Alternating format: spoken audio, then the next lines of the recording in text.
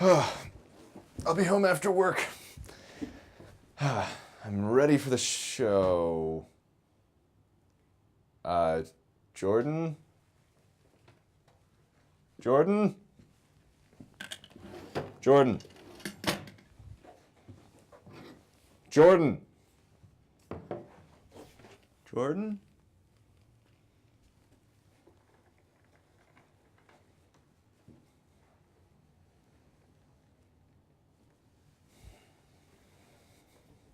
From Innovation Park, it's After Hours.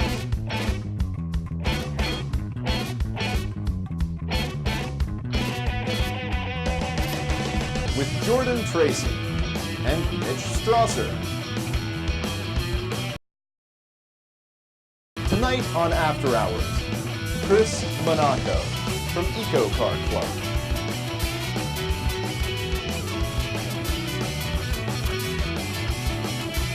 And now, here's your host, Mitch, I Live Here, Strasser. Yeah! Hello, everyone. Welcome to After Hours. I'm your host, Mitch Strasser. Jordan couldn't make it tonight. After the football team's 20-19 loss against Maryland on Saturday, he decided to embark on a quest to find a team to win. Jordan ended up like the team's dignity, and he has since been lost. Let's get the show started.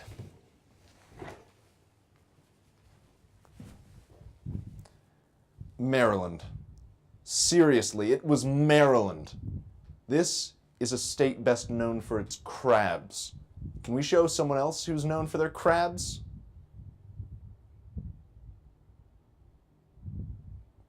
You thought we were going to make an STD joke. Shame. I'd also like to make it known that we lost to a team whose mascot is a terrapin.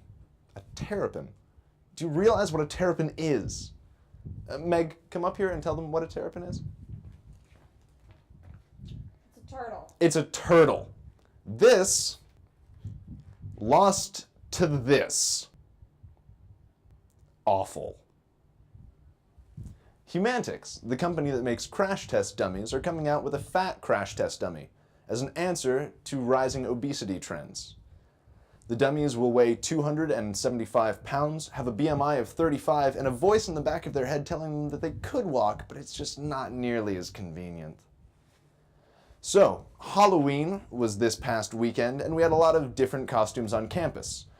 And, following trends, there were a lot of kind of obscure ones, like sexy nurse or sexy nun. But the one that really got to me and really bothered me were the people dressed as sexy Girl Scouts. Like, someone was like, oh hey, let's take this depiction of an 8-year-old and make it sexy. Like, yeah, it's like I'm 8, but I just want to be an 8-year-old that, like, people want to have sex with. And I mean, to be fair, mine was pretty obscure. I had red hair and enough eye makeup to kill a small horse, but, like, at least I had some dignity left. And I felt kind of bad because people would come up and be like, what are you? And I'd just say, like, I'm not going to say because you're not going to get it. Like, I'm doing you a favor, just saving you some time on Google. And I never realized how hurtful you're not going to get it is until, like, my professors started saying it to me. But yeah, there have been fake clowns terrorizing people in France recently, and that's caused one town in France to ban clown costumes for anyone over the age of 13. Can we show some clowns that frequently terrorize France? It's a joke. They mostly terrorize America. We have a great show for you tonight. The Eco Car Club is here, and I'm going to learn how to do origami. Stay tuned.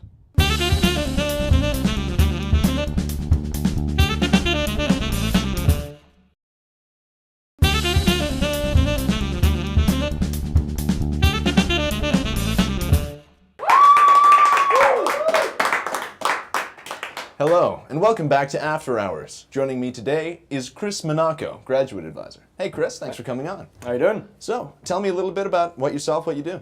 All right, so I'm here as part of the Penn State Advanced Vehicle team. Okay. And I've been this is my second year with the team. Okay. So basically, the Advanced Vehicle team has been doing re-engineering vehicles for about 25 years. And its latest competition with its vehicles is Eco Car 2. So these are competitions sponsored by the Department of Energy and General Motors. So they basically give 15 Chevrolet Malibus to 15 collegiate universities, and they say, go, make it more fuel efficient, reduce the emissions, but you have to maintain the consumer acceptability. So what all these teams do is they completely gut the vehicle, completely re-engineer it, and every year there's a competition in General Motors to prove what their vehicle can do. And all these teams and all these universities compete and see if they can build the next vehicle that you can find on a showroom floor. Okay, so the program's been going on for a few years. Yeah. What is the 2 in Eco Car 2 then? So everyone asks that because Yeah, everyone yeah. assumes that, oh, what happened to Eco Car 1? Did it crash? Yeah. So what happens is there's a series of competitions that have been going on for 25 years. It's been called different things, Future Truck, Challenge X, and these competitions are typically run for about 3 years. And the competition last year, we were part of the last year of Eco Car 2, and that was with the Chevrolet Malibu. So we competed. We actually won 3rd place. So we were really excited about that. Yeah, congratulations. And we were really excited about that. And now this year, what the team is working on is the next competition, Eco Car 3. Okay. Now Eco Car 2 was kind of with a boring family sedan. Eco Car 3 is we're doing the same thing with a Chevy Camaro. I don't know what cars are, so I'm assuming that's good though. If someone you know cars, you'd be really excited about that. Yeah. I don't know cars, and I'm already really excited. So how did you get involved? How was your kind of induction into this program? So my junior year, I saw the team of 2 years ago, and I saw them driving around the vehicle, and they were showing the vehicle at basically an expedition. And I've always been interested in the automotive industry, and I was talking to their engineers, and they seemed really excited about the project, and I really wanted to get involved. Then I heard that the team right before me won 1st place. They won 1st place, and they beat Ohio State. Yeah. So I was like, all right, well, yeah, exactly, thank you. exactly. Good clap for Ohio State. Go for it. So I was like, wow, this is an awesome thing to get involved with. So I joined the team last year for my senior year, and I was the controls team leader. So basically what that means is you program the brains of the car. Right. And I just had an absolute blast doing it. So I moved on from undergraduate. I'm a grad student now, and I just had too much fun. So I'm continuing with the team, and I'm helping advising the uprising team. So it's been a good time. Yeah. Yeah, that's great. So while you're pimping out your Malibu, right? Yeah. Oh yeah. Gold spinners and everything. Yeah. What sets you apart from other teams? What is your driving factor? Like, what are you striving for? Not just to make it more fuel efficient, but what makes you the champion? Okay. Yeah. All right. So I'll go first with the competition. What sets this competition apart is there's so many engineering competitions out there, but this competition is like you can make any car fuel efficient or go so many miles per gallon. But what this competition wants you to do is make a car that can do that, but that people actually still want to drive. Right. So it brings a completely new set of rules. So when you drive it, you need to have fun driving it, and you need to enjoy driving it. Now, what sets Penn State apart from the competition is we used an engine that, for our hybrid, that was the smallest that has ever been put into a car of that size. We actually got it from like a snowmobile. That's how small it was. So we use that as part of our hybrid architecture, just to prove that you can still drive 200 miles in a hybrid with such a small engine because it's so fuel efficient. So we were the lightest, we had the smallest engine, and we won so many awards with fuel consumption and energy consumption. So that was the simple, classic Penn State approach of solving this problem, and we ended up doing pretty all right with it. Yeah, so the short version is we're better because we're Penn State, and then the long version is we're better because we make it more fuel efficient. Oh, yeah. So for people who are interested, for people who I totally want to put gold spinners on a Chevy Malibu, what sort of people are involved in the team? What different facets of the industry are involved in this competition? So honestly, for this competition, there are many different aspects. In fact, the advanced vehicle team basically functions as a small business. Okay. So we have different engineers that do mechanical, electrical, controls like I do. So that's the whole engineering side. You have some people that are more like mechanic and type people. But there's business, and there's outreach, and there's public relations. Okay. So, we've had so many events where we've had both presidents come and drive the car, and this whole publicity stunt. We've had, television interviews, radio interviews, and everyone, when they see this car and they drive this car, get all excited about it. And we have, if you can see the car, there's just littered with sponsor stickers. So all the sponsors, of course, want to get their name on the vehicle and say that we made them possible. So it's really cool because you have a bunch of different people working on this team. You have, like I said, the whole public relations business and the engineers. Right. Functions as a small business, and it all comes together in the end. Right, yeah. Yeah. So for people who are in engineering a business, who want to get involved, how would they go about doing that? So basically all you need to do is search PSU Eco Car 3, and we have all the social media sites, Instagram, Twitter, Facebook, connect through that and join the team, get involved. It's a blast. I just can't stop doing it. So I promise it's a blast, and I think that's the best way to get involved, no matter what your major interest. 3 is the number, not 2 or 4. Eco Car 3. Yeah. Thanks for coming on. It was really great to talk to you. Thanks for teaching us about cars, which I've never seen. So yeah, it was really awesome. Great. Thank you very much.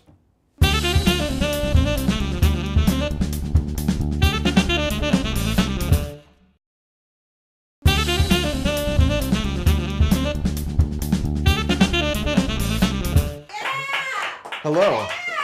Hello, everyone. Thank you. Welcome back to After Hours. We're going to learn about origami stuff, which is Japanese for making paper.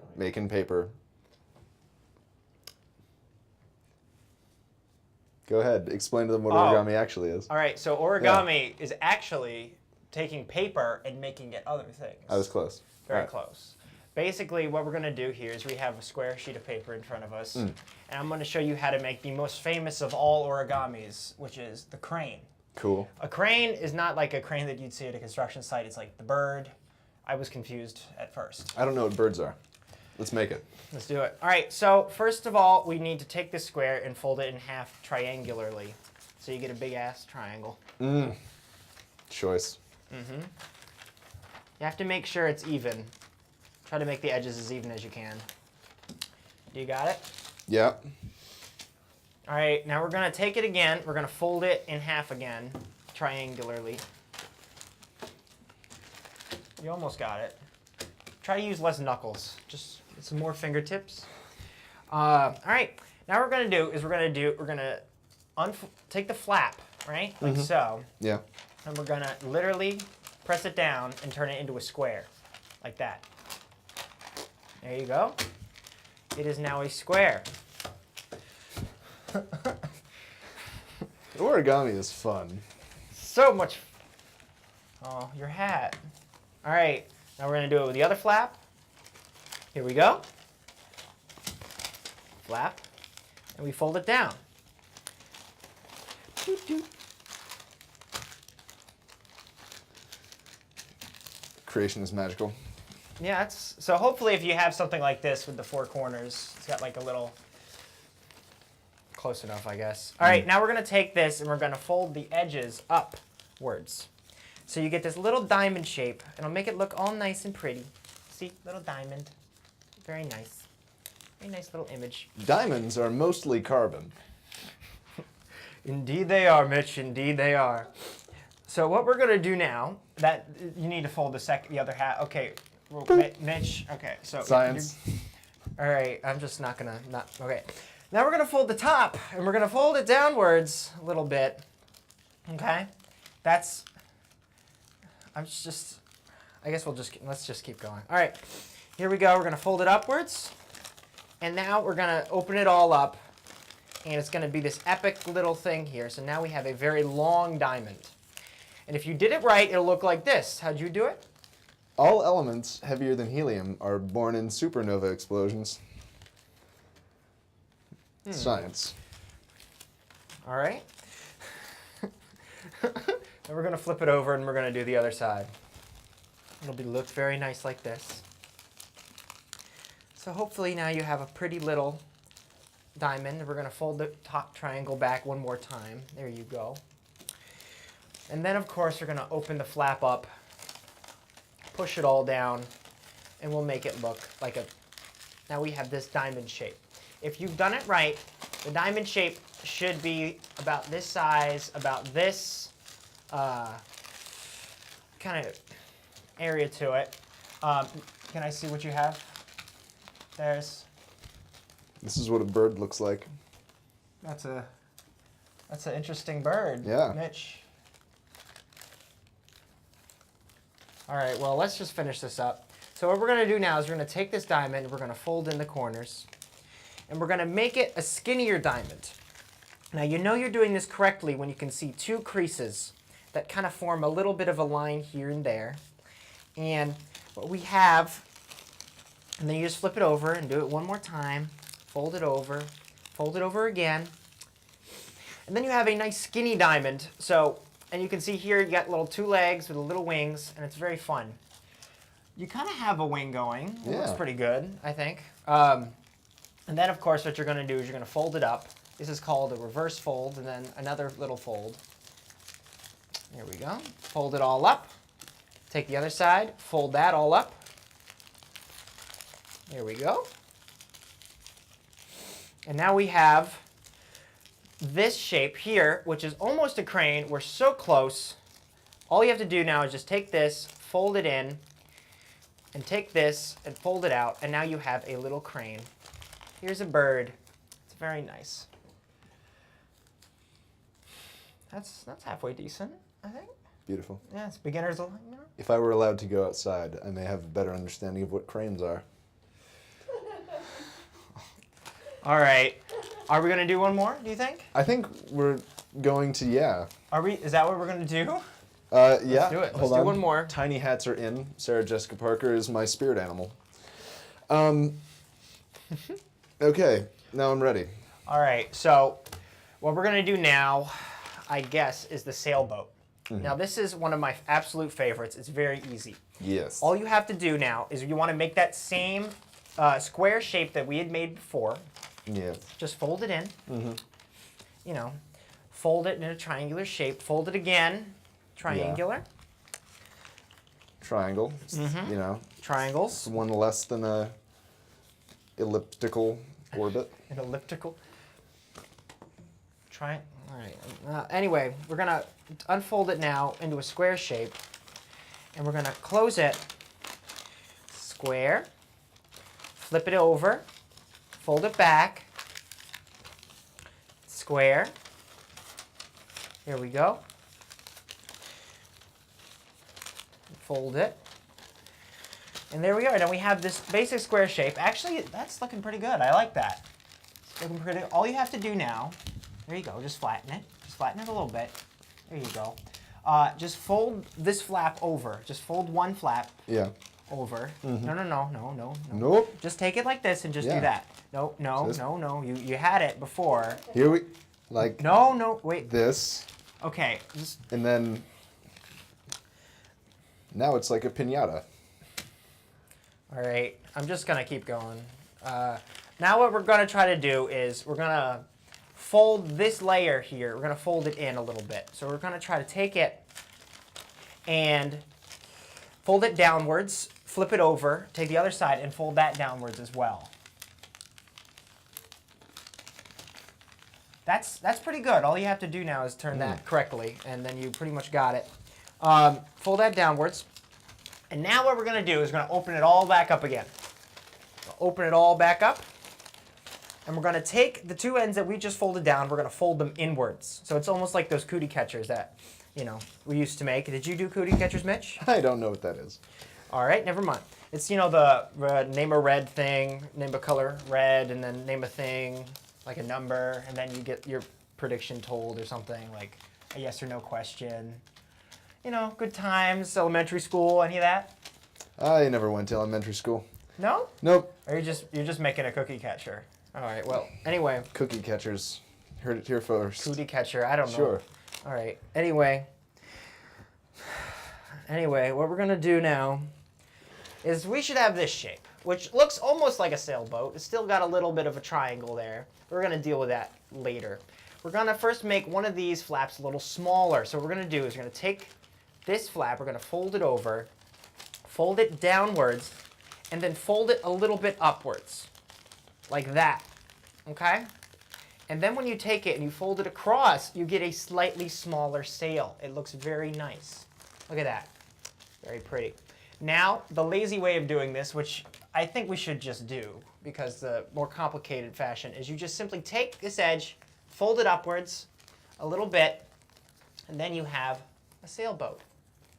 How nice. There's your sailboat. You can prop it up on your desk. Wait.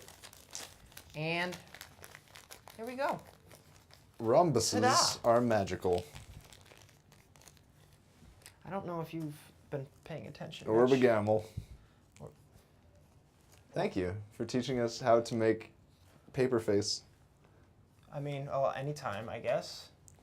Come back after this.